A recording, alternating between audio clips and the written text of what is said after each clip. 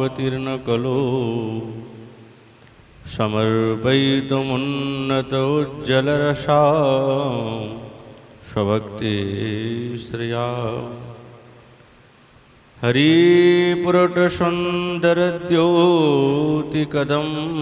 हरिपुरटसुन्दरद्योतिकदम्बसन्दीपित सदा हृदयकन्दरे स्फुरतो बसचिनन्दनः बर्हापीडाभिरामं मृगमदतिलकं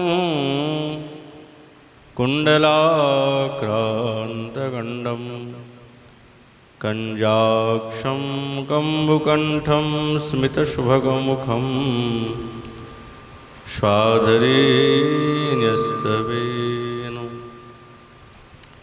श्यामं शन्तं त्रिभङ्गं रविकरवशनं भूषितं वैजयन्त्या वन्दे वृन्दावनस्थं युवतिशतवृतं ब्रह्मगोपालवेशम् हा कृष्णकरुणा सिन्धु दीनबन्धु जगत्पते गोपेशु गोपिकान्त श्रीराधाकान्त नमस्तुते तप्तकाञ्चन गौराङ्गी श्रीराधे वृन्दावनेश्वरी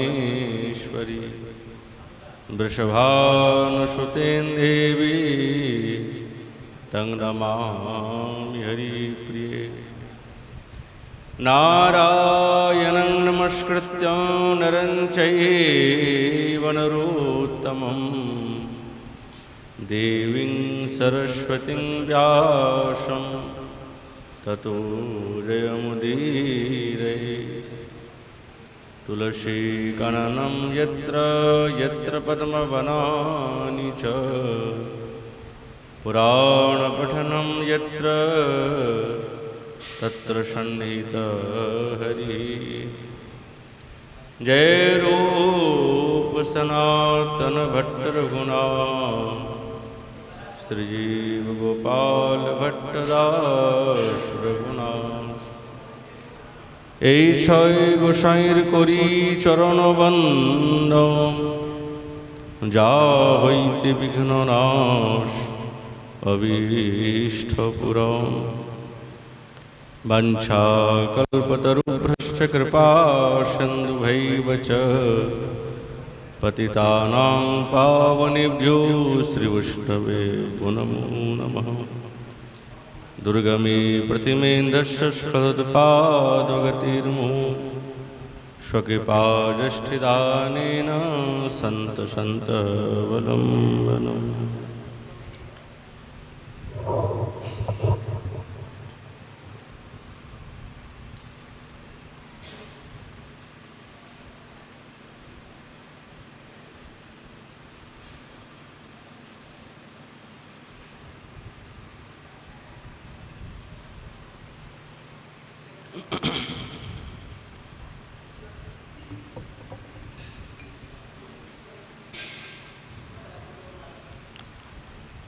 ओम नमो भगवते वासुदेवाय श्री श्री विलाप कुसुमांजलि यदवधि मम काचिद् मंजरी रूपपूर्वा ब्रजभुवि बत नेत्र द्वन्द्वदीप्तिं चकार तदवधि तव वृन्दारण्यराज्ञी प्रकामं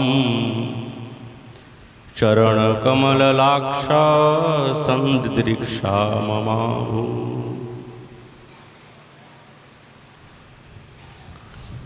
कलिजुग पावन अवतार नदिया बिहारी लाल श्री कृष्ण चैतन्य महाप्रभु तार अंतरंग प्रिय पार्षद गौड़ीय आचार्यवर्य শ্রীপাদ রঘুনাথ দাস গোস্বামী চরণ ওনার সেই বিলাপ কুসুমাঞ্জলি গ্রন্থরত্নে আমাদের ক্রমানুসারে চতুর্দশ সংখ্যক শ্লোকের সঙ্গে সাক্ষাৎকার দিচ্ছেন।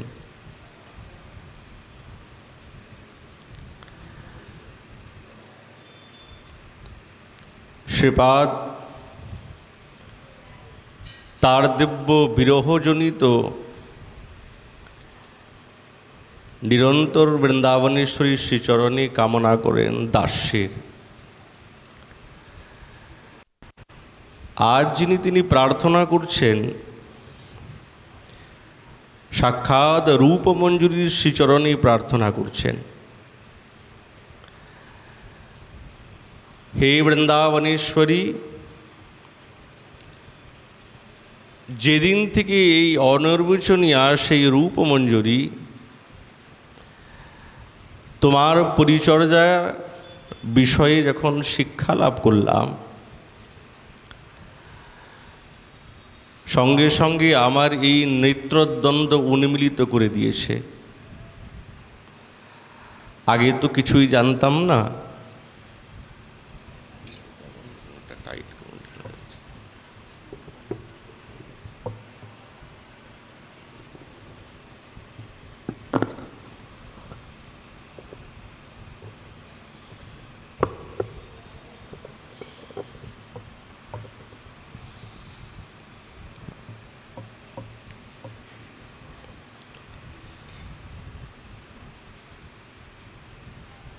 কিন্তু যেদিন থেকে সেই রূপমঞ্জুরী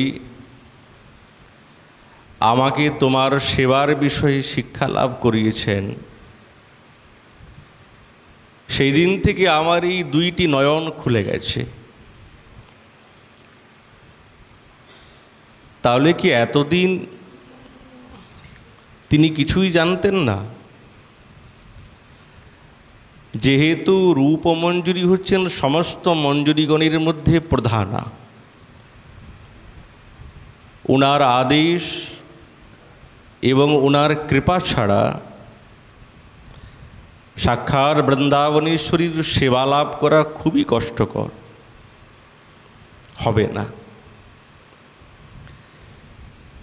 সেই কারণে শ্রীপাদ তিনি বিরহ কাতরের সঙ্গে শ্রী রূপমঞ্জুরীর কাছে বারংবার প্রার্থনা করতে করতে বলছেন,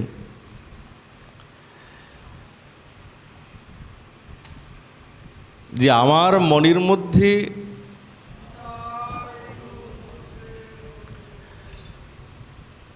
হে বৃন্দাবনেশ্বরী, তোমার সেই চরণের যে অলক্ত রাগ, সেইটি দর্শনের জন্য আমার মনের মধ্যে খুব পিপাসা এবং অভিলাষ জেগেছে। শ্রীপাদ পূর্ব শ্লোকে শুক্লাভিসারীর কথা বলেছেন, কিন্তু প্রত্যেকটি শ্লোকের মধ্যে ওনার একটি নতুন লীলা স্মরণ হয়। তো আজ যে হৃদয়ের মধ্যে যে লীলা স্মরণ হয়েছে, তখনই মনের মধ্যে আনন্দ আসে লীলা স্ফূর্তি হলে। আর লীলার যখন বিরাম হয়ে যায় তখন মনের মধ্যে খুব দুঃখ হয়।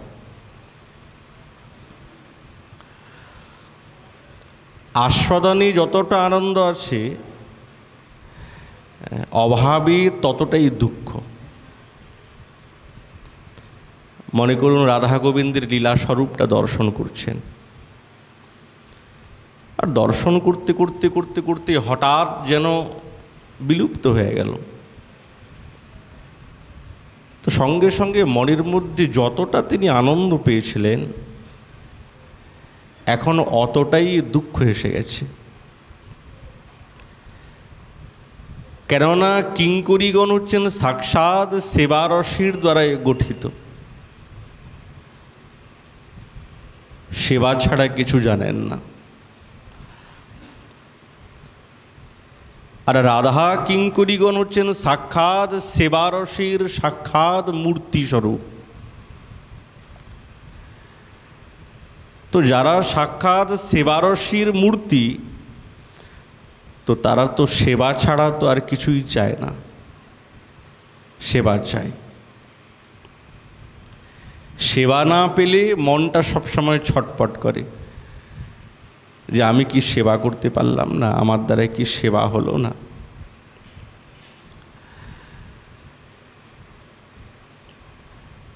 ওই জন্য কিঙ্করীগণের সবসময় হচ্ছেন সেবা চাই।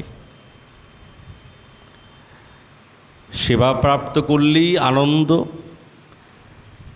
আর যখনই সেবার অভাব হবে তখনই মনের মধ্যে দুঃখ এসে যায়, তখন ছটপট করে, প্রাণ কাঁদে। যতক্ষণ বৃন্দাবনেশ্বরীর দৃষ্টি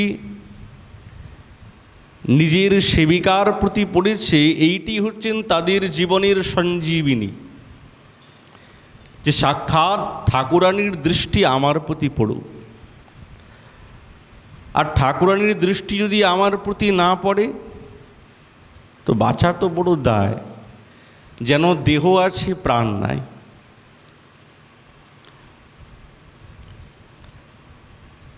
সমস্ত লীলার আস্বাদন কি করে হবে? শ্রীপাদ বলছেন অনুভূতি চাই। যতক্ষণ অনুভূতি না হবে ততক্ষণ কিন্তু এই মাধুর্যের অনুভব যতক্ষণ না হবে ততক্ষণ কিন্তু আস্বাদন করতে পারবে না। আমাদের গৌড়ীয় সাধকের বাস্তবিক স্বরূপ হচ্ছে স্মরণাঙ্গ ভজন, আর এই স্মরণাঙ্গ ভজনই হচ্ছেন সেবা। সেবা তো দেখুন, অষ্টকালীন লীলা স্মরণ, যাকে অষ্টযাম বলে, আমরা এতটুকুই জানি, কেবল চোখ বন্ধ করে রাধা গোবিন্দের অষ্টকালীন লীলার কথা স্মরণ করা। হ্যাঁ, বলছি এতটুকুই না, নিজেকে ওই লীলার মধ্যে প্রবেশ করিয়ে নিরন্তর রাধা গোবিন্দের চিন্তন করাটাই হচ্ছেন স্মরণাঙ্গ। তাহলে যখনই নিজেকে সেই রাধা গোবিন্দের সাক্ষাৎ লীলা স্বরূপে প্রবেশ করাতে পারবো, তাহলে সেখানে প্রবেশ করিয়ে তো বসে থাকবো না, সেবাই তো আছে, সেবা করতে হবে। আর সেই সেবার পরিপাটি শিক্ষা লাভ করা বা করা, সেইটি হচ্ছেন সাক্ষাৎ এই স্মরণাঙ্গ ভজনের মূল স্তম্ভ। আর এইটি বারবার শ্রীপাদ রঘুনাথ দাস গোস্বামীপাদ তার বিলাপ কুসুমাঞ্জলি গ্রন্থিতে সকলের আলোকপাত করছেন। ওই জন্যে অনুভব চাই। কেন? অনুভবের দ্বারাই সব কিছু নির্মিত হয়। রাধাদাসের ভজনীতে অনুভব অবশ্যম্ভাবী।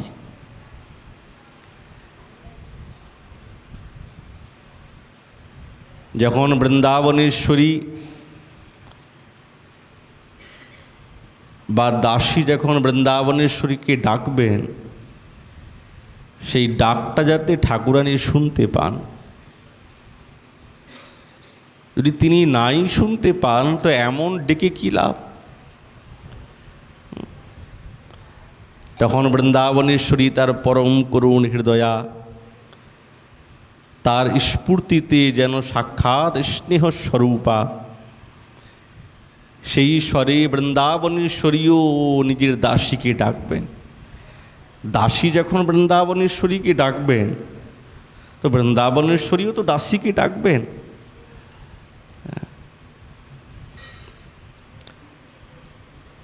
তাহলে সেই ডাকটা কেমন হবে, কেমন মধুময় হবে, কেমন সুন্দর হবে। তখন প্রেমিক না কানতে কানতে বিবশ হয়ে যায়, কেবল চোখের জল ছাড়া আর কিছুই আসে না। তখন সে নিরন্তর কাঁদতে থাকে। তখন তার কাছে একটা নতুন লীলার স্ফুরণ হয়।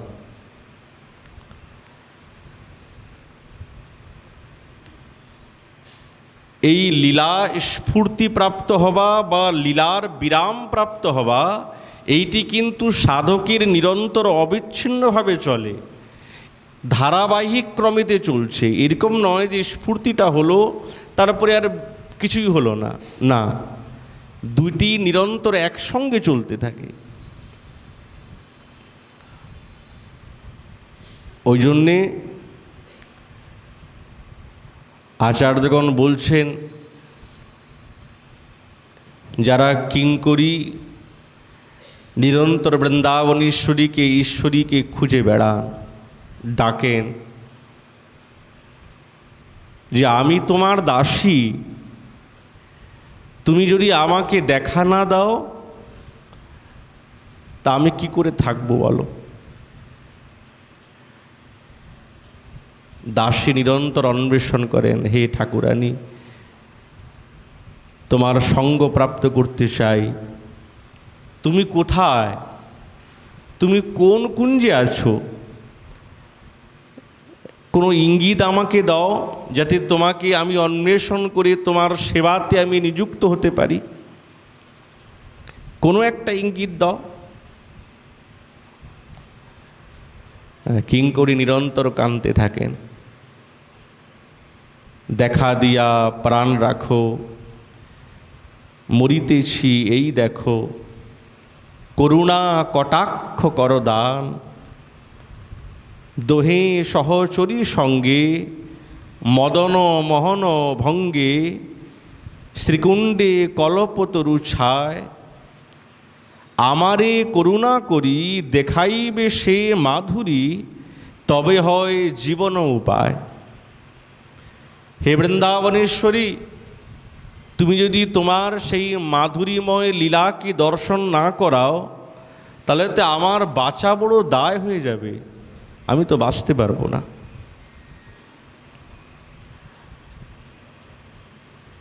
সাক্ষাৎ শ্রীপাদ রঘুনাথ দাস গোস্বামী চরণ কান্তে কান্তে শ্রীকুণ্ড তটে, যেন এই কুণ্ডট সাক্ষাৎ ওনার চোখের জলের দ্বারায় প্লাবিত হয়ে যাচ্ছে, ভেসে যাচ্ছে।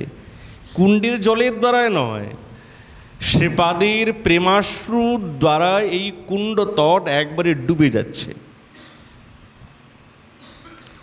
যখন খুব কাঁদছেন না, হৃদয়ের মধ্যে সাধকের যতটা বিরহ আসবে,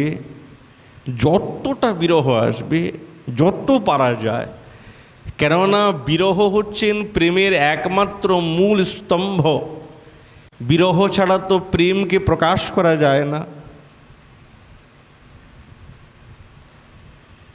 আজ শ্রীপাদের হৃদয়ে যে এতটা বিরহ বিপুল সমুদ্র জাত হয়েছে, তিনি কাঁদছেন।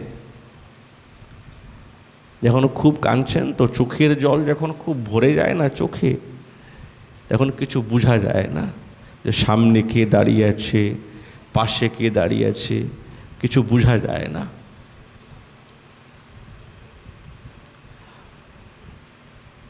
যখন শ্রীপাদ খুব কাঁদছেন, সাক্ষাৎ বৃন্দাবনেশ্বরী এসে উপস্থিত, যেন সাক্ষাৎ কোনো একটি অপ্রাকৃত লীলার স্ফূর্তি হয়ে গেল।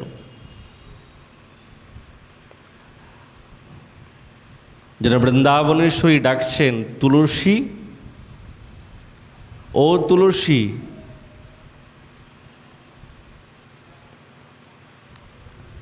আচ্ছা বলুন তো, বৃন্দাবনেশ্বরীর এই মধুময় ডাকটা কত সুমধুর হবে।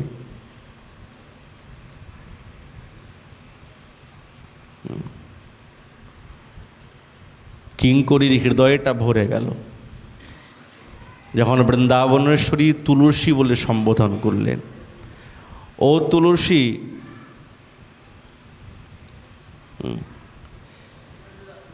এই করুণ এবং প্রেম যার মধ্যে কোমলতা আছে, স্নেহ মাখা। এই স্বরে যখন বৃন্দাবনেশ্বরী তুলসীকে ডেকেছেন, তার চিরকালের অভিলাষ যেন মনে হচ্ছে পূর্ণ হয়ে গেল। সারা জীবনের আশা যে বৃন্দাবনেশ্বরী আমাকে ডাকবে আর আমি সেই ডাকটা শুনব, আজ যেন সেই লীলা সাক্ষাৎ সামনে এসে গেছেন। বৃন্দাবনেশ্বরী বলছে, ও তুলসী,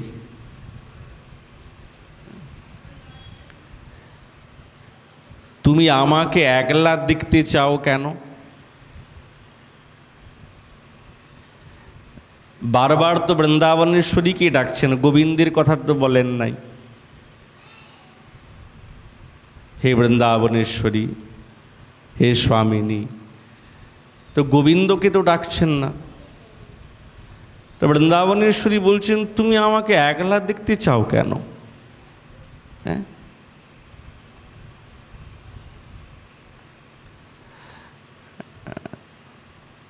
শ্রীপাদ বলছেন, তুলসী বলছেন, হে বৃন্দাবনেশ্বরী, যেই দিন থেকে রূপমঞ্জুরি আমাকে সেবার পরিপাটি শিখিয়ে দিয়েছে, তো সেই দিন থেকে আমার মনের মধ্যে খুব অভিলাষ জেগেছে, খুব অভিলাষ জেগেছে। কি অভিলাষ জেগেছে? বলে, তোমার চরণের যে অলক্তক আলতা, সেইটি দর্শনের আমার স্বাদ জেগেছে, ওটা দর্শন করব।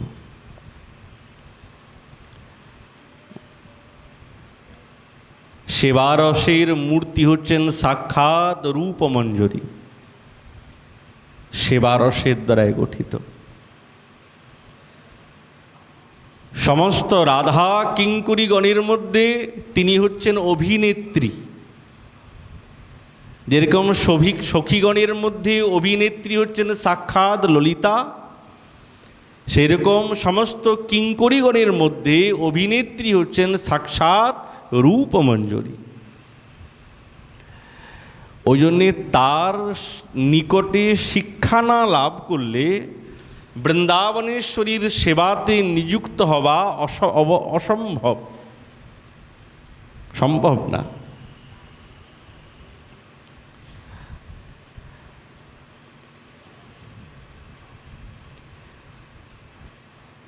আজ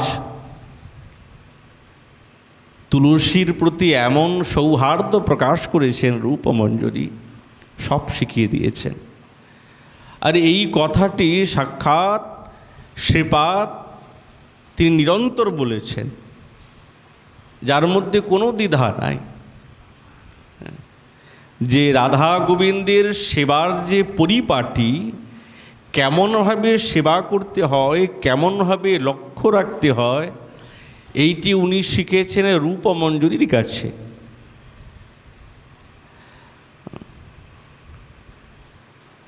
রাধা গোবিন্দের লীলা তো অনেক প্রকার,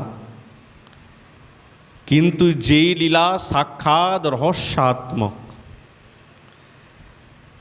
সকলের বোধগম্য নয়, তাহলে সেই লীলারসীর সেবা করাটা কি চারটিখানি ব্যাপার?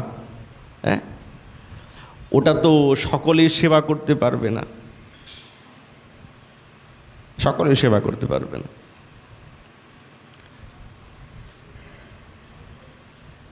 কিন্তু তুলসী মঞ্জরি বলছেন, আমি রূপমঞ্জরির কাছ থেকে শিখেছি। কি শিখেছেন?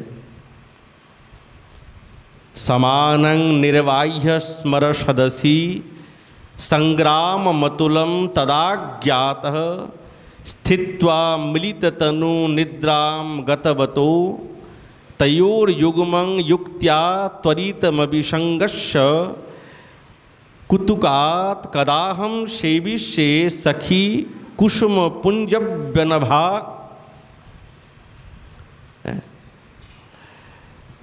গোবিন্দ তো বৃন্দাবনেশ্বরীর সঙ্গে সাক্ষাৎকার করার জন্য খুব ছটপট করেন, খুব ছটপট করেন।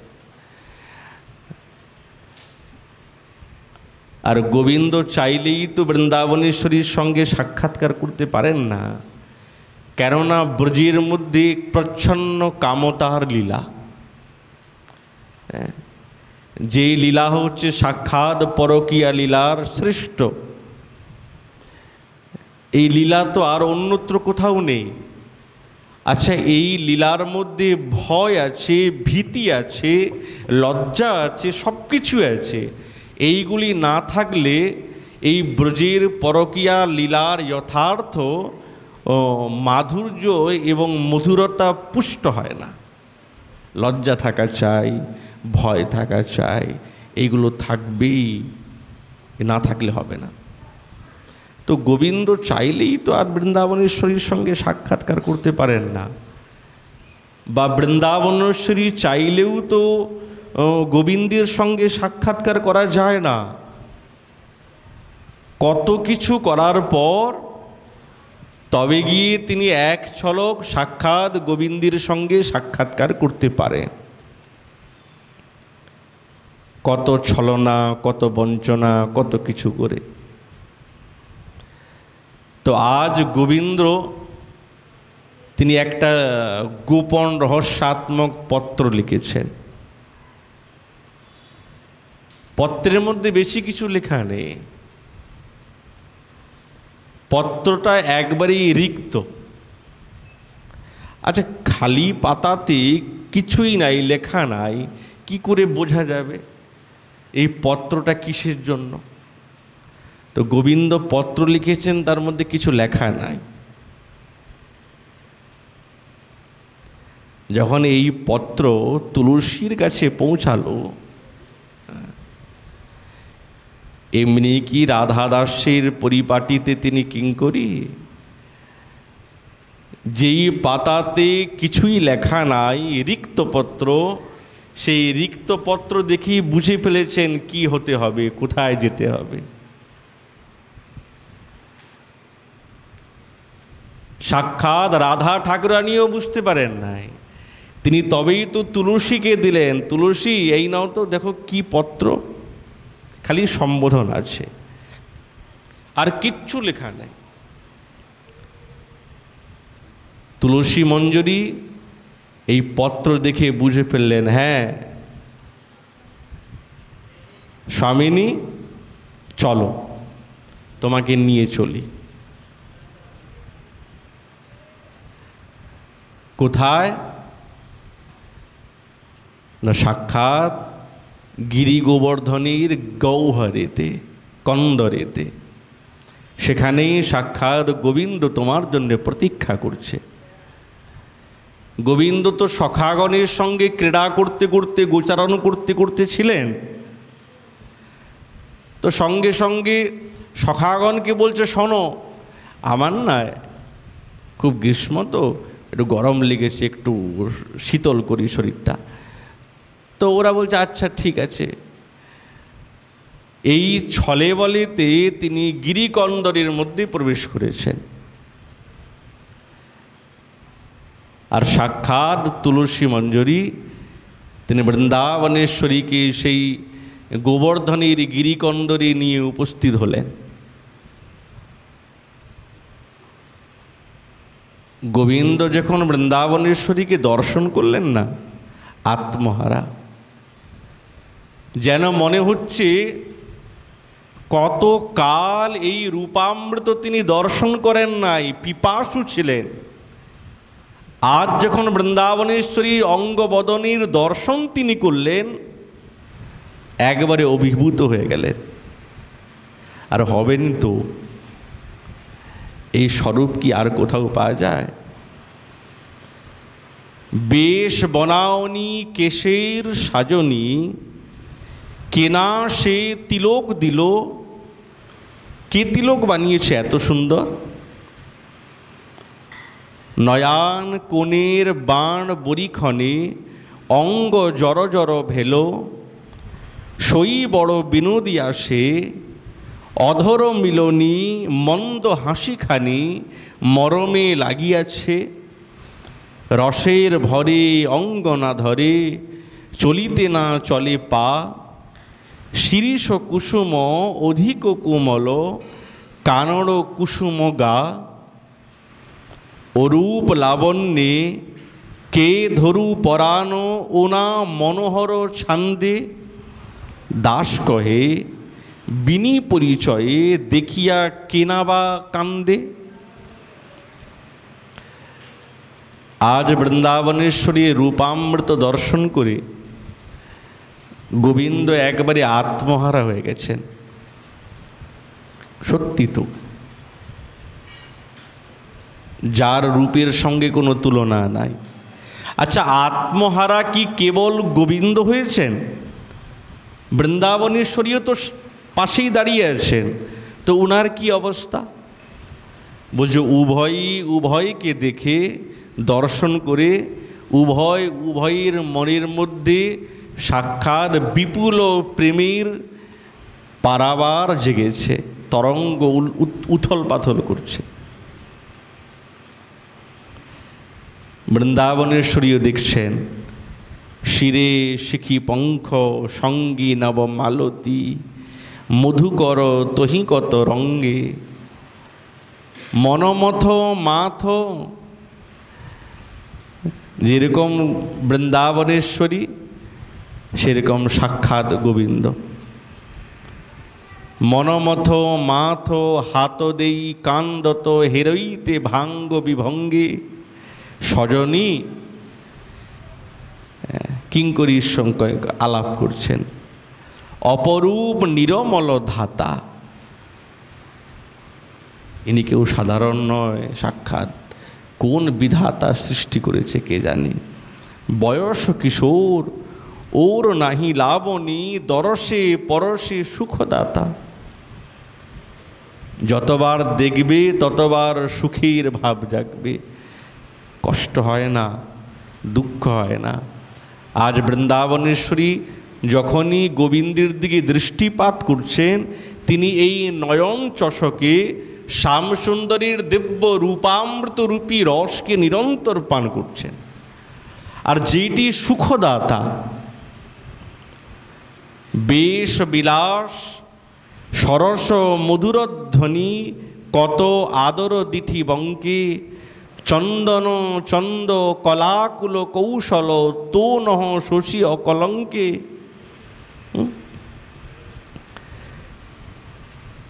ও চরণ পঙ্কজে শশী আসি লুঠই, ভ্রমর চকর করু দ্বন্দ্বে।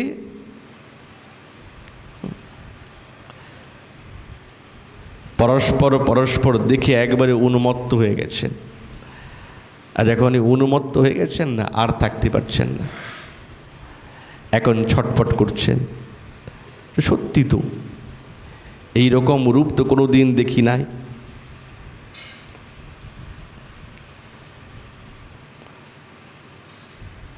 আজ যখন গিরিকন্দরে নিয়ে উপস্থিত হয়েছেন না, ব্রজের লীলা তো, এই লীলা হচ্ছেন সুলভ নয়। রূপ গোস্বামী পাদ বলছেন ব্রজের লীলা অনুভব করা হচ্ছেন দুর্লভতা।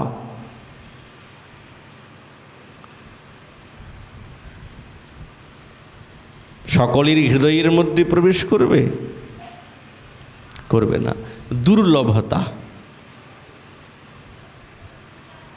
কিন্তু আজ শ্রীমতী বৃন্দাবনেশ্বরীকে যখন কিঙ্কণী এই গিরিকন্দরীর নিকটে পৌঁছে গেলেন, তো গোবিন্দ প্রসন্ন তো হয়েছেন, কিন্তু আজ অধিক প্রসন্ন হয়েছেন। কারণ বলছে সঙ্গে আর কেউ নাই, কেবল একজনই কিঙ্করী আছে। ওই জন্য মনটা আরও বেশি প্রসন্ন হয়ে গেছে। একা পেয়েছি। শ্যামসুন্দর আনন্দ সাগরে ডুবে গেছেন। হেরইতে দুহুজন দুহুমুখ ইন্দু, উছলল দুহু মন মনোভব সিন্ধু। দুইজনেরই উভয়েরই তরঙ্গ জেগেছে।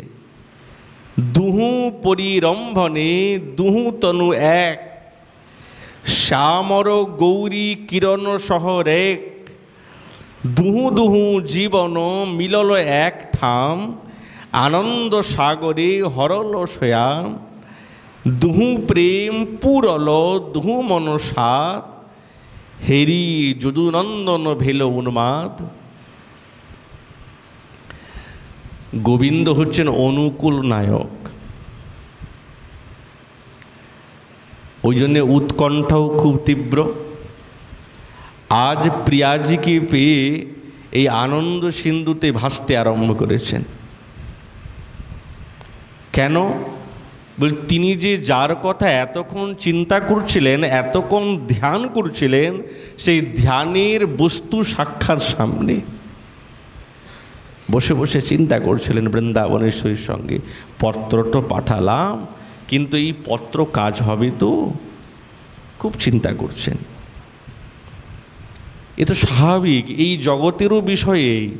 কেন জগতের কথা যদি আমরা বুঝি, এই জগতেও যদি কারো বিষয়ে কথা খুব চিন্তা করি, চিন্তা করতে করতে যদি তিনি হঠাৎ আপনার সামনে এসে যায়, তো মনের মধ্যে কতটা আনন্দ হয়। যার কথা এত চিন্তা করছিলাম তিনি সামনে এসে গেছে। আজ গোবিন্দ যার কথা নিরন্তর চিন্তা করছিলেন, ভাবছিলেন, তিনি সাক্ষাৎ সামনে দাঁড়িয়েছেন। তো মনে মনে ভাবছেন, বাহ তুলসী, তোমাকে কি পুরস্কার দেব? মনে মনে ভাবছেন, এই তুলসীকে আমি কি পুরস্কার দিতে পারি? এই জগতে তো এমন কোনো পুরস্কার নেই যার দ্বারা যে কার্য সিদ্ধ করেছে আমার, তার বিনিময় হতে পারে। যদি আমি আত্মদানও করি তবু কিন্তু যথার্থ পুরস্কার হবে না। তাহলে চিন্তা করুন, তুলসী মঞ্জরী তিনি কিভাবে গোবিন্দের মনেতে আনন্দকে স্থান প্রাপ্ত করিয়েছেন। এই অতুলনীয় গিরিকন্দর সাক্ষাৎ মণিময় গোবিন্দ সঙ্গে সঙ্গে বৃন্দাবনেশ্বরীর শ্রীহস্তকে ধরেছেন, আর নাগরীর সঙ্গে দিব্য গিরিকন্দরের মধ্যে যখন প্রবেশ করেছেন, রাধা গোবিন্দের যুগল বিলাসীর যে শয্যা, রত্নময় শয্যা, মণিময় প্রদীপ প্রজ্বলিত হয়েছে। এখন গিরিকন্দরে তো অন্ধকার, কিন্তু আজ মণিময় প্রদীপ জ্বলেছে, যার মধ্যে সলতে নেই। ওই মণিটাই সাক্ষাৎ প্রদীপ রূপে এই গিরিকন্দরকে আলোকিত করেছেন। হ্যাঁ, ওই জন্য তাকে বলে মণি প্রদীপ। প্রদীপ মানে তো খালি সলতে যুক্ত বাতিকে প্রদীপ বলে, বলছে না না, মণি প্রদীপ। মণিটাই হচ্ছেন সাক্ষাৎ প্রদীপ তুল্য। হ্যাঁ, রত্নের জলঝারি। আর কি আছে ওখানে? সেবার উপকরণ। বলছে নানা সুন্দর সুন্দর পুষ্পের দ্বারায় সুরতিত ব্যঞ্জনী পাখা, আর সরস তাম্বুলের মণিময় সম্পুট, যার মধ্যে ওই তাম্বুল রাখা আছে নানা মণির দ্বারায় খচিত। এই হচ্ছেন রাধা গোবিন্দের বিলাসকরণীর নানা রকমের উপকরণ। সাক্ষাৎ হরিদাস বর্জ শ্রী গিরিরাজের এইটাই হচ্ছেন সেবা। গিরি গোবর্ধনকে গিরিরাজ বর্জ বলেছেন না, হরিদাস বর্জ। কেন? বলছে এই সমস্ত সেবার পরিপাটিতে তিনি নিযুক্ত, এই গিরিকন্দর। আমাদের পদকর্তাগণ বলছেন কি? করে ধরি রায় মন্দিরে মহা আনলো, দুজন ভেলো এক ঠাম, আগমন জনিত সকল দুঃখ কহতহি মধুর বচন অনুপাম দুহুজন মনোরথে ভোর দুহুক অধর মধু দুহুজনে পিবই দুহু দোহ করে আগর কুসুম সেজ মাহা বিলসই দুহুজন পুরল সব অভিলাষ নিধুবন সমরে দুহু পরবেশল কহ ঘনশ্যাম দাস। রাধা গোবিন্দ যখন এই গিরিকন্দরে প্রবেশ করেছেন, তাদের দিব্য প্রেম সংগ্রাম আরম্ভ হলো। আর এই প্রেম সংগ্রামে কি হচ্ছে? সাক্ষাৎ পরস্পরের সেই কটাক্ষ দৃষ্টি এবং তীক্ষ্ণ নখরাজির দ্বারা পরস্পরকে স্পর্শ করলেন, বিদ্ধ হলেন। আজ নির্জন গিরিকন্দর তো কেহই নেই। ওই জন্যে বৃন্দাবনেশ্বরীর গোবিন্দের হৃদয়ের মধ্যে নিরন্তর বিলাসীর ভাব আরও বেশি জেগে গেছে। কেবল গোবিন্দের নয়, সাক্ষাৎ রাধা ঠাকুরানীরও পরস্পরের বিলাসের যে প্রাচুর্যতা খুব অধিক জেগেছে। যাদের নখমণির ছটার তুলনা কোটি কামদেব এবং কোটি রতি, তারা স্থান পায় না। আর সাক্ষাৎ তিনি হচ্ছেন অপ্রাকৃত নবীন মদন। আর সাক্ষাৎ মহাভাব স্বরূপিণী, মহাতত্ত্বের পরস্পর মিলন মাধুরী এই গিরিকন্দরে যখন হয়েছে, তখন মনে হচ্ছে পরস্পরকে সুখী করতে চায়। বৃন্দাবনেশ্বরী গোবিন্দকে সুখী করতে চান, আর গোবিন্দ বৃন্দাবনেশ্বরীকে সুখী করতে চান। এইটি আমাদের রূপ গোস্বামী পাদ বলছেন আনুকূল্যাৎ নিষেবয়া। এই সংগ্রামটা কেমন যেন মনে হচ্ছে গোবিন্দ বৃন্দাবনেশ্বরীকে পরাস্ত করতে চান। সংগ্রাম মানে তো যুদ্ধ, তো যুদ্ধে তো একজন জয়ী লাভ করবে, একজন পরাস্ত হবে। তাহলে গোবিন্দ কি জয় লাভ করবে? বলছেন না, কেউ কাউকে পরাস্ত করতে পারছেন না। পরস্পর এই রতি শ্রমের দ্বারা সারা অঙ্গ ঘর্মাক্ত, ঘেমে নেই অস্থির। আজ বৃন্দাবনেশ্বরীর অঙ্গে যে এই ঘর্মবিন্দুগুলি, এইগুলো দিব্য মণিময়ের মতন প্রতিভাত হচ্ছে। আর গোবিন্দের অঙ্গে যে ঘর্মাক্ত বিন্দুগুলি, সেইগুলিও দিব্য মুক্তার বিন্দুর মতন মনে হচ্ছে, শোভা পাচ্ছে।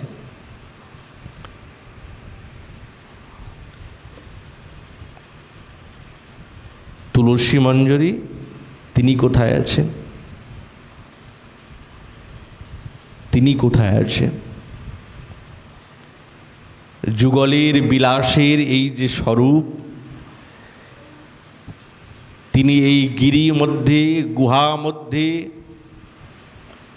কোনো অন্ধকারের স্থানে তিনি লুকিয়ে গেলেন। ওখানেই আছেন, গিরিকন্দরেই আছেন, বাইরে বেরোন নাই। কিন্তু এই গিরিকন্দরের অন্ধকারেতে দাঁড়িয়ে নিরন্তর সেই রাধা গোবিন্দের দিব্য এই রসময় লীলাকে দর্শন করছেন।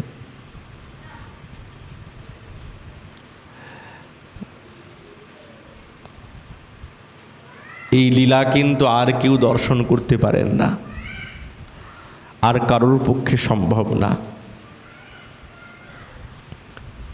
তুলসী দেখছেন এই মদন সংগ্রামে, এই স্মরসভায় কেউ কাউকে পরাস্ত করতে পারছেন না। উভয়ের দেহটা শিথিল হয়ে গেছে, একবারে নিস্পন্দিত হয়ে গেলেন।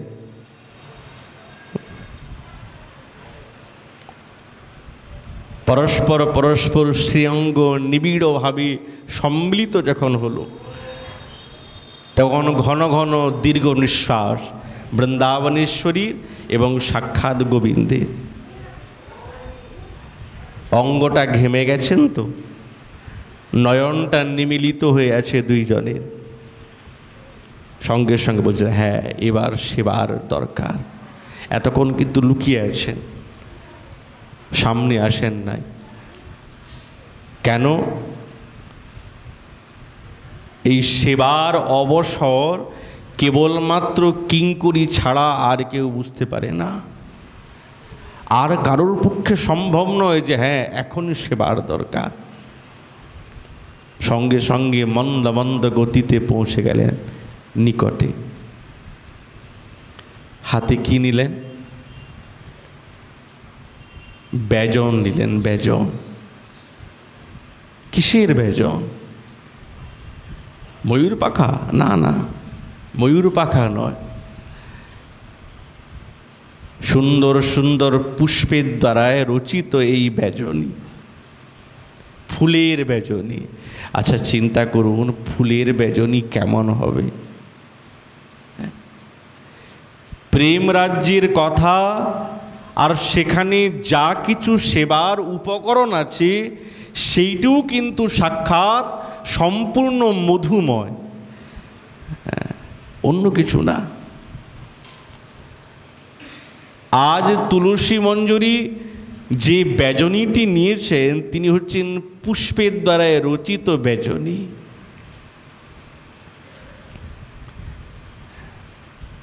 মন্দ মন্দ বাতাস করছেন।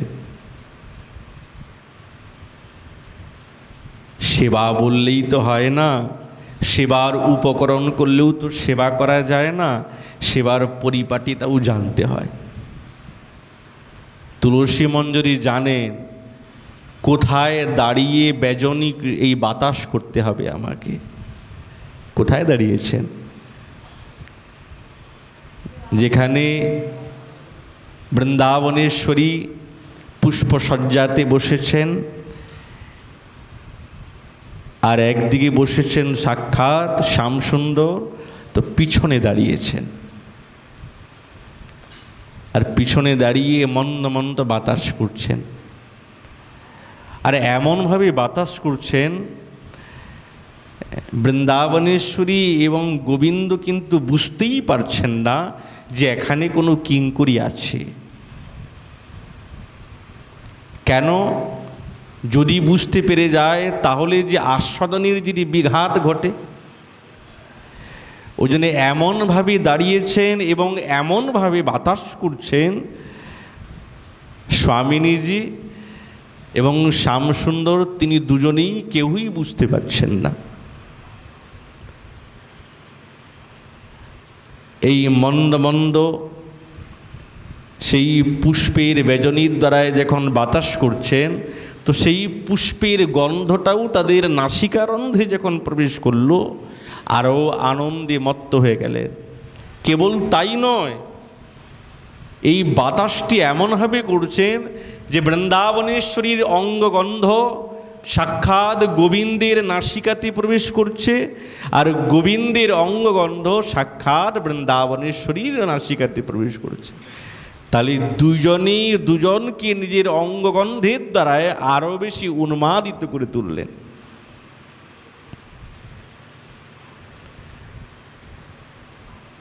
এই যে সেবা, এই সেবা কি চারটিখানি? এই সেবা সাধারণ সেবা না।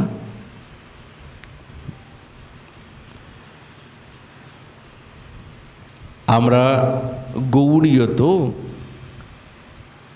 গৌড়ীয় বৈষ্ণবগণের এটা হচ্ছেন চির আকাঙ্ক্ষিত বস্তু। মহাপ্রভুর বড় অবদান সেই কিঙ্করীগণের রহস্যাত্মক সেবা। আমাদের ষড়গোস্বামীগণের মহাদান এই সেবা, নচেত কভু সম্ভব কি হয়? আজ শ্রীপাদ বলছেন যে আমি এই যে লীলাটি দর্শন করলাম, সঙ্গে সঙ্গে সেই সেবার প্রার্থনা করলেন। প্রার্থনাটা কিন্তু মঞ্জুরি সিদ্ধ স্বরূপে প্রার্থনা নয়, ওখানে প্রার্থনা হলো না। এই প্রার্থনাটা তখনই হচ্ছে যখন লীলাটি আমাদের মন থেকে যখন বিরাম হয়ে গেল, তখন প্রার্থনা করতে আরম্ভ করলেন, হায় হায় এই লীলা থেকে কি করে বেরালাম। তখন তুলসী মঞ্জরি তিনি রূপ মঞ্জরি করে কাছে প্রার্থনা করছেন, হ্যাঁ তুমি আমাকে সেবাটা শিখিয়েছ, এই সেবার পরিপাটি আর কেউ শিখাতে পারে না।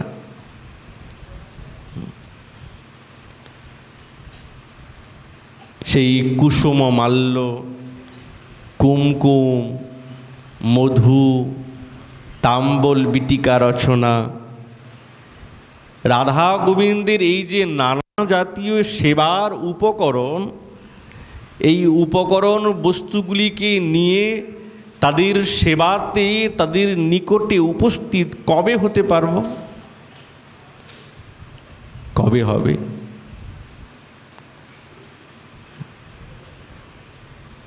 ঠাকুর মহাশয় বলছেন না,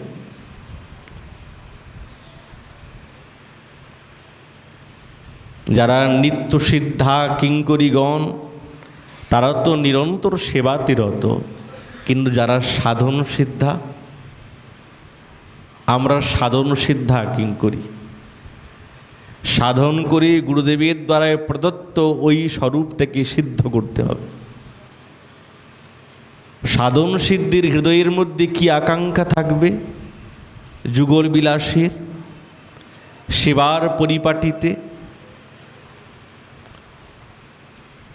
যেখানেই যাই না কেন রূপ মঞ্জরির নেতৃত্ব চাই। ওনার নেতৃত্ব ছাড়া সেবাধিকার পাওয়া যাবে না। ঠাকুর মহাশয় বলছেন না, প্রভু লোকনাথ কবে লইয়ে সঙ্গে যাবে, শিরূপের পাদপদ্মে মোরে সমর্পিবে। কবে আমাকে শিরূপ গোস্বামী পাদের শ্রীচরণে নিবেদন করবে? এই নব দাসী বলি শিরূপ চাহিবে, হেন শুভক্ষণ মোর কতদিনে হবে। শীঘ্র আজ্ঞা করিবেন দাসী হেথায়, সেবার সুসজ্জা কার্য করহ তরা।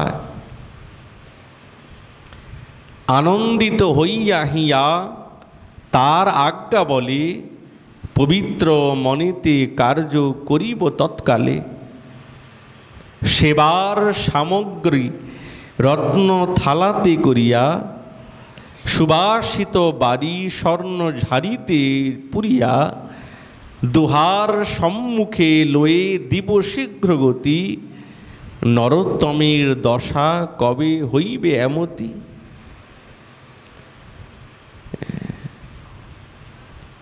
এই যে প্রার্থনা, সাধন সিদ্ধার প্রার্থনা, সে নিরন্তর এইরকমই প্রার্থনা করবে, এইরকমই বলবে, এরকমই নিরন্তর মনের মধ্যে আশা বন্ধ রাখবে। এই বলতে বলতে কাঁদবে, ছটপট করবে, যদি কোনো না কোনো একদিন সেবা পেয়ে যায়। আজ নাই কাল, কাল নাই পরে, পেতে তো হবে। সেবা না পেলে তো হবে না।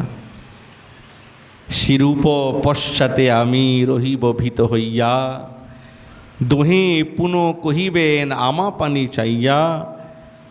সদয় হৃদয়ে দোহে কহিবেন হাসি, কোথায় পাইলে রূপ এই নবদাসী।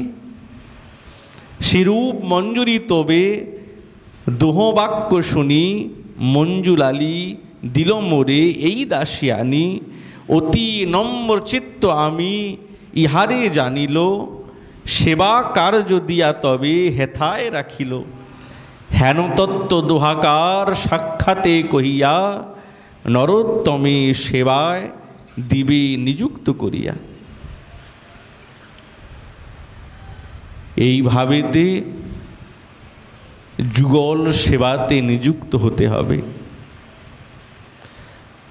সাক্ষাৎ রাধা কিঙ্করীগণের সেবার মূল হচ্ছেন অভিনেত্রী সাক্ষাৎ রূপমঞ্জরী। সাক্ষাৎ মহাপ্রভুর ইচ্ছাতে এই বিশেষ কলিতে সেই রূপেতে তিনি আবির্ভূত হয়েছেন। আর এসে তিনি বৃন্দাবনের সেই রসকেলি বার্তা, বৃন্দাবনের সমস্ত রহস্যাত্মক লীলা, এই মাধুর্যের পরিপাটিকে তিনি আমাদের সামনে তুলে ধরেছেন। নাহলে আমরা জানতাম না,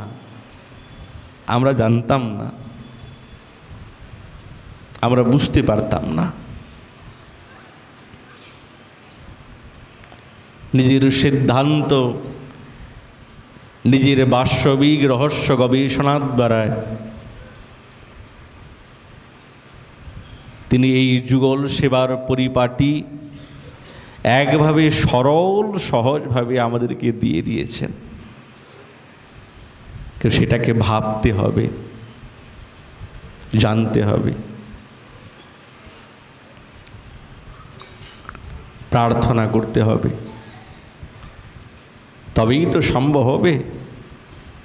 সাক্ষাৎ মহাপ্রভু যেই রূপের কবিত্ব এবং যেই রূপের রচনাকে সর্বোৎকৃষ্ট শ্রেষ্ঠ রূপে সকলের সামনে গুণগান করেছেন, এমনি করেছেন। হরিদাস ঠাকুরের সঙ্গে যখন রূপ গোস্বামী পাচ্ছিলেন, সেই কুটিরের সপরিকরে যখন মহাপ্রভু প্রবেশ করলেন, রূপের সেই আশ্চর্যময় নাটক এবং তার বর্ণনা শ্রবণ করে রামানন্দ রায় কি বললেন, এত শুনি রায় কহে প্রভুর চরণে, রূপের কবিত্ব প্রশংসী সহস্র বদনে। কবিত্ব না হয় এই অমৃতের ধার, এ কোনো কবিতা না, এ কবি রচনা নয়, সাক্ষাৎ অমৃতের ধারা। কবিত্ব তো নিজের বাচন ভঙ্গির দ্বারা সকলের মনকে রসায়িত করে। রূপ গোস্বামী পাদ কবি না, এ ভাষা কবিত্বের না। রাধা গোবিন্দের লীলারসের ভাষা কি কোনো কবিত্বের দ্বারা এই জগতে ফুটবে? না না,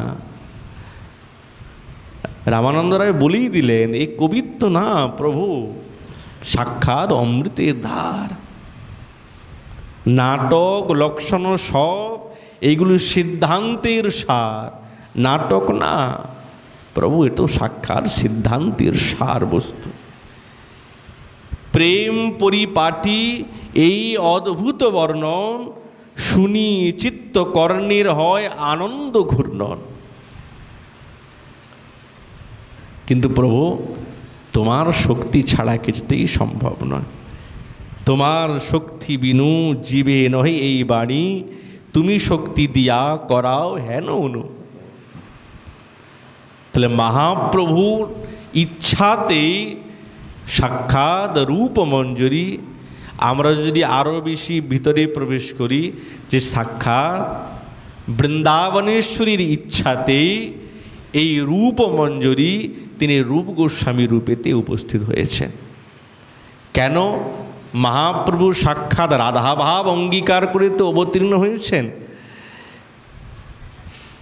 তো বৃন্দাবনেশ্বরী যেই রকম গোবিন্দকে আস্বাদন করতে পারেন, এই আস্বাদন তো আর কেউ করতে পারেন না। আর সেই আস্বাদনটা কে করিয়ে দেন? কিঙ্করীগণ ছাড়া আর কেউ করাতে পারেন না, আর কেউ করাতে পারে না।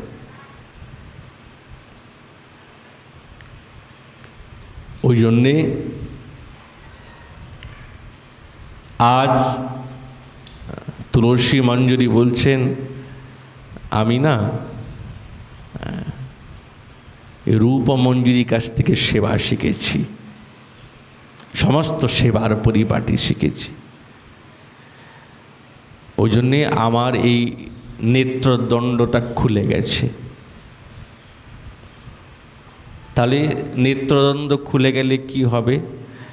বলে, ঠাকুরানী তোমার সেই চরণে যে অলক্তক লেগেছে ওইটি আমি দর্শন করতে চাই, আমার খুব লোভ লেগেছে, খুব ইচ্ছা জেগেছে।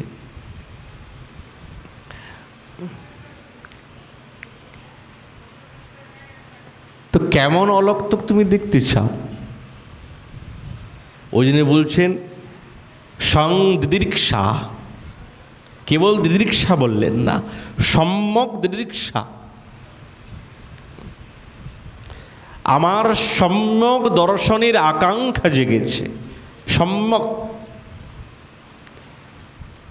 তোমার চরণে যাবক রস লেগেছে, কিন্তু এই যাবক রসটা কোথায় ভালো দেখায়? তোমার চরণে তো ভালো দেখাই দেখায়, কিন্তু আর কোন স্থানেতে একবারে ফুটে উঠে? বলে, যেখানে কৃষ্ণ বর্ণ আছে ওইখানে লাল অলক্তক বেশি ফুটে। ওই জন্যে ঠাকুরানী তোমার চরণীর সুষমায় সাক্ষাৎ লুব্ধ যখন নাগর হবে, শ্যামসুন্দর হবে, আর শ্যামসুন্দর বৃন্দাবনেশ্বরীর শ্রীচরণকে এতটা নিজের প্রাণোপেক্ষা শ্রেষ্ঠ বলে মনে করেন, তিনি মাঝে মাঝে সেই চরণটাকে নিজের হৃদয়ে লাগিয়ে রাখেন। বৃন্দাবনেশ্বরী তার চরণে যে অলক্তক লাগিয়েছেন, যখন গোবিন্দ সেই তার প্রেমের সার এবং সম্পদ সেই চরণ দ্বন্দ্বকে যখন নিজের হৃদয়ে বক্ষস্থলে লাগান, তখন সেই বক্ষস্থল সাক্ষাৎ নীল সমুদ্রের মতো। তখন যে সেই চরণের ছাপটা পড়ে যায়, ঠাকুরানী ওই সময় আমি তোমার সেই চরণের অলক্তক দর্শন করতে চাই। তার মানে একলা নয়, একলা নয়। ওই জন্যে বৃন্দাবনেশ্বরী প্রথমেই বলছে, তুলসী তুই কি আমাকে একলা দেখতে চাস? না, এইভাবেতে তোমাকে দেখতে চাই। তোমার চরণ শ্যামসুন্দর নিজের বুকে ধারণ করে রাখবেন, তোমার চরণে অলক্তক লাগানো থাকবে, সেই চরণ দ্বন্দ্ব যুগলের স্বরূপকে আমি দর্শন করতে চাই, আমার খুব ইচ্ছা।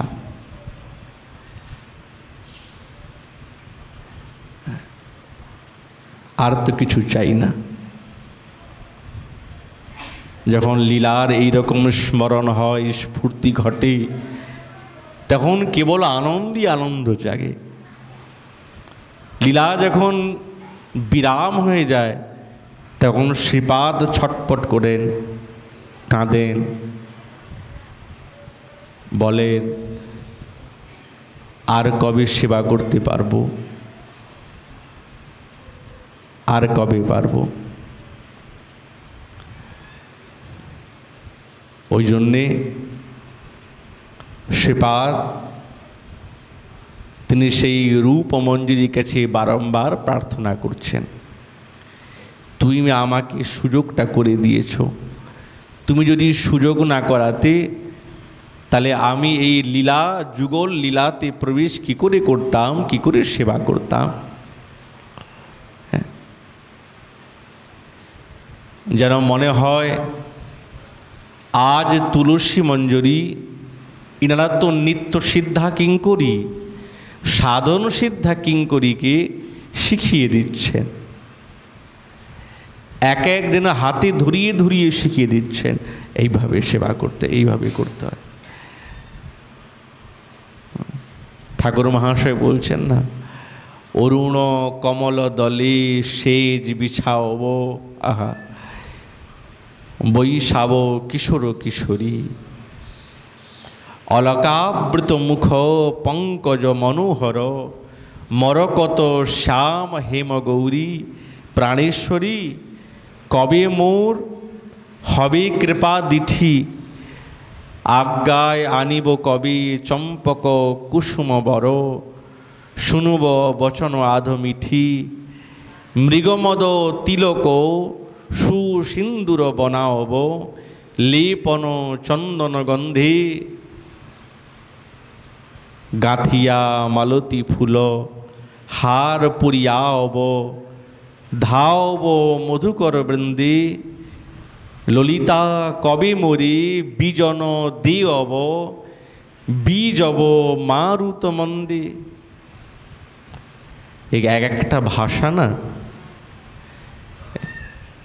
আচার্যগণের অনুভবের ভাষা। সমজল সকল মিটব দুহু কলিবর, হেরব পরম আনন্দে নরোত্তম দাস, আশপদ পঙ্কজ সেবন মাধুরী পানে, হুয়ব হেন দিন। হ্যাঁ, এরকম দিন কি কোনো দিন হবে আমার? না দেখিয়ে কিছু চিন দুহু জন হে রব নয়ানে। নিরন্তর সেবার আশা, সেবার পরিপাটিতে নিজেকে নিযুক্ত করা, এটাই হচ্ছেন আমাদের এই সাধক জীবনের স্মরণাঙ্ক ভজন। ভজদাতু সেবায়াম। হ্যাঁ, যদি সেবা হয় তা চোখ বন্ধ করে ধ্যান করলে তাই স্মরণই হলো, সেবা কোথায় হলো? বলছে ওই চোখ বন্ধ করে নিজেকে ওইখানে ভিতরেতে ঢুকিয়ে নিতে হবে। আর রাধা গোবিন্দের সেই অষ্টকালীন লীলাতে নিরন্তর নিজেকে দাসী রূপে নিযুক্ত করে সেবা করতে করতে করতে করতে ওইটাই তো স্মরণাঙ্গ ভজন। কেবলমাত্র অষ্টকালীন লীলা চিন্তনটাই স্মরণ না, ওটা তো প্রাথমিক স্তরের কথা। কিন্তু গুরুদেব যে আমাদেরকে দিয়েছেন এই মঞ্জরিহাবির সাধনা, নিজেকে ওখানে ঢুকিয়ে নেওয়া। কিন্তু যদি কোনোদিন সাধুগুরু বৈষ্ণবের কৃপা হয় তবেই তো ওখানে প্রবেশ করানো যাবে, নাহলে কি সম্ভব? যেরকম আমাদের গোবর্ধনের সিদ্ধ বাবা, হ্যাঁ, চোখ বন্ধ করলেন, সাক্ষাৎ লীলাতে প্রবেশ করে গেলেন। হ্যাঁ, আমাদের সূর্যকুণ্ডের সিদ্ধ মধুসূদন দাস বাবাজি মহারাজ চোখ বন্ধ করলেন আর সাক্ষাৎ রাধা গোবিন্দের সেই লীলাতে প্রবেশ করে গেলেন। অত দূর আমাদেরকে যেতে হবে, না গেলে হবে না। ওই জন্য শ্রীপাদ তিনি তার বিরহ কাতরে নিরন্তর এই বর্ণনা করছেন। এই বলে আমাদের ভাগবতী কথা এখানেই বিশ্রাম। মহাপুর কৃপা হলে আগামীকাল আবার এই বিষয় আলোচনা হবে। নিতাই গৌর হরি বল।